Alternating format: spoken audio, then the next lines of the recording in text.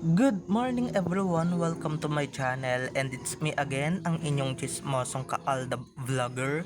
So gusto ko munang magpasalamat sa inyong lahat sa mga walang sawang tumatangkilik na nanonood, sumusuport at sumusubaybay ng mga content ko dito sa aking YouTube channel. So eto wag ninyong babaktawan o lalaktawan lang tong ating content for today's video. I'm sure na hindi ninyo pagsisisihan na pinanood nyo to mula umpisa hanggang hulihan, and syempre huwag kayo mag-i-skip ng segment, sa buuin nyo to start to finish. And syempre huwag ninyong kalimutan guys na i-share to sa mas nakararami pa nating mga ka-ADN. Kaya eto na, dumako na tayo sa ating main topic for today's video. Tawa muna tayo this Sunday para makalimutan lahat ng problema, lahat ng stress. So eto na, sige lang, magdeposito ka lang ng magdeposito. Sa bagay guys, ikayayaman mo naman yan, or kaya nga mabilis maman niyang si Tisoy, no? Kasi nga panay deposit lahat guys, walang nasasayang. So ito na guys, watch this, mamaya ipapaliwanag ko sa inyo ng buong buo. So ito na guys, watch this. At kung nakita nyo na nga yung recap, so once again, si TTO sa mga admins. So eto na, dumako na tayo sa ating main topic for today's video. Gaya nga nung sinasabi ko kanina, or gaya nung sinabi ko kanina, sige lang Tisoy, fun fact lang tayo, or maging masaya lang tayo ngayong araw. So eto na, like what I said earlier, gaya nung sinasabi ko kanina, or gaya nung sinabi ko kanina, sige lang Alden, sige lang, mag-deposit ka lang ng mag-deposit. Kahit magdamag ka pa, abutin ka ka-deposit. Kahit na yung isa is, diba, masakit na yung kalamnan sa kade-deposit mo, sige lang. Pero guys, gentle lang naman siya mag-deposit, no? Kaya go lang ng go. Kaya pala ang bilis lumago, 'di ba? Ang bilis dumami ng mga dinedeposit niya. Kaya ayan, wala naman problema kung mabuntis na naman, 'di ba, or whatever. Pero oops, baka mamaya manggigil na naman yung mga basher dito sa binanggit kong buntis, ha. Ibang deposit guys, mag-deposit sa bangko kayo naman, 'di ba? Syempre, si Alden magaling talagang mag-withdraw yan, and syempre magaling din yan mag-deposit. Kaya nga nagbubunga agad, 'di ba? Like business niya, 'di ba? Like yung mga endorsements niya, 'di ba? Madaling magbunga, and even yung mga bata. Joke lang. Joke lang. Dahil baka mamaya magalit na naman, and syempre ma-high blood na naman ang mga kampon ng animales dito sa social media, dito sa mga pinagsasabi ko. Or baka hindi lang talaga nila matanggap, 'di ba? Okay lang 'yan, 'di ba? Kung mga bata yung idinideposit niya at nagbubunga agad, 'di ba? Wala namang masama doon. Maganda naman talaga yung lahi nila Tisoy, or maganda naman din talaga yung lahi ng Aldab, 'di ba?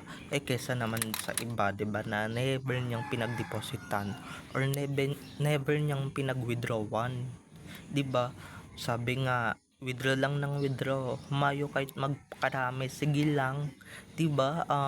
Hangga't kaya, or may kakayahan kang bumuhay ng pamilya, 'di ba? Ganun lang 'yun mga ka-ADN, and ganun lang 'yun, 'di ba? Kung hindi ba naman na-gets ng mga kampo ng animal dito sa social media, 'di ba? Ewan ko na lang din sa kanila, ewan ko na lang din sa mga 'yan, 'di ba? Ewan ko na lang sa mga person or sa mga taong 'yan. Basta ako dito, nako, masayang masaya talaga. And syempre kung tayo lang, masayang masaya tayo pag yan yung nangyari. And syempre, 'di ba, nagbubunga din naman ng maganda bukod sa businessman. And eto nga, kaya nga madaling yumaman yan si Tisoy, kasi nga panay deposit at panay withdraw, 'di ba? Panay panay withdraw sa bangko. Kaya ayan, and syempre sinasamahan din niya naman ng sipag, tiyaga, and syempre kaya sila dumadami ng dumadami kasi nga ang sipag nga din talaga ni Tisoy. So yun lang mga ka-Aldab Nation. Kaya ito pa, hindi tayo papayag at hindi tayo mabitin tayo ng bonggang bongga dito sa channel ko. Kaya 'di ba, siya lang ang pinaka-successful at siya lang talaga ang pinakamayaman na mayaman sa batch nila or sa mga kaedaran niyang artista, 'di ba? Bukod sa maraming endorsements, maraming mga brands na kumukuha diyan kay Tisoy, syempre may mga business din yan, Myriad Corporation, and syempre yung Stardusts, 'di ba, na talagang lumalago ng bonggang bongga, kaya dumadami, kaya yumayaman or yumaman siya ng bonggang bongga na never maa-achieve or never na-achieve ng ibang artista or starlet dyan.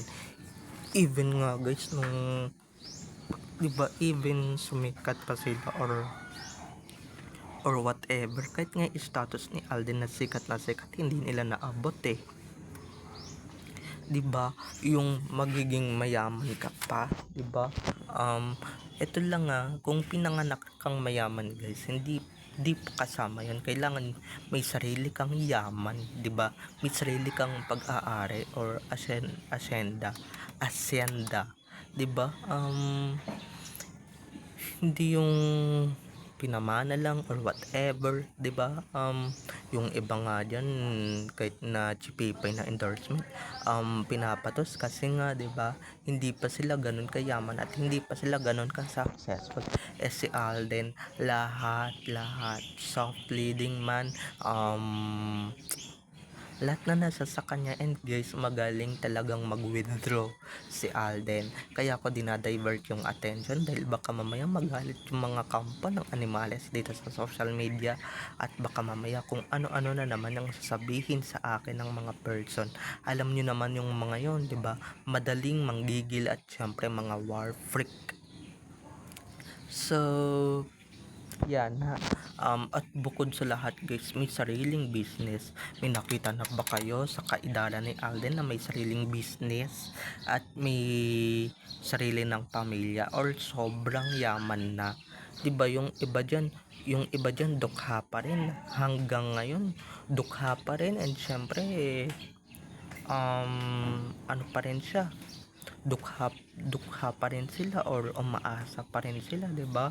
Mga wala pa silang naipundar. Si Tisoy marami na naipundar bukod sa mga babies, 'di ba? Marami nang naipundar na sasakyan, bahay, lupa, kotse, at kung ano-ano pang properties, 'di ba? At kung ano-ano pang negosyo ang naipundar ni Alden, 'di ba? Hindi katulad ng iba diyan hanggang ngayon nganga pa rin, 'di ba? Nganga pa rin. Dinadaan na lang sa YouTube para hindi sila mapahiya, or nagba-vlog na rin sila para sa ganun kumita, and syempre magkasalapi, 'di ba? Di katulad ni Tisoy, 'di ba? Chillax lang, panigo-negosyo lang. Hindi niya kailangan mag-YouTube, hindi niya kailangan pumasok sa pagba-vlog para lang yumaman or para lang makilala, 'di ba? Di katulad nung iba dyan na pagka hindi sila nakita sa TV, dumidiretso agad sila sa YouTube or nagbablog agad sila, nagko-cover sila ng songs para makilala, 'di ba? Si Alden guys, hindi nyo na makikita ng ganyan kasi nga every withdrawal niya talagang may dinedeposit agad siya or may binubunga agad yung kanyang pag-withdraw, 'di ba? Just like dumadami mga children or yung mga supling nila ni Meng, 'di ba? Dumadami mga anak nila, kaya ayan, dumadami, bumabongga. Gulat na lang tayo guys, magiging basketball team yan in the future, 'di ba? Anoin agad yan, 'di ba? Dadami agad yan every 2 years guys. Sasahan na natin, dadami yan, 'di ba? As long as naman guys mag-anak kayo tapos wala naman din kayong kakayahan na bumumuhay, 'di ba? Ng napakaraming anak. So, bye-bye na mga ka-ADN. I love you all. Have a nice day. Keep safe and God bless.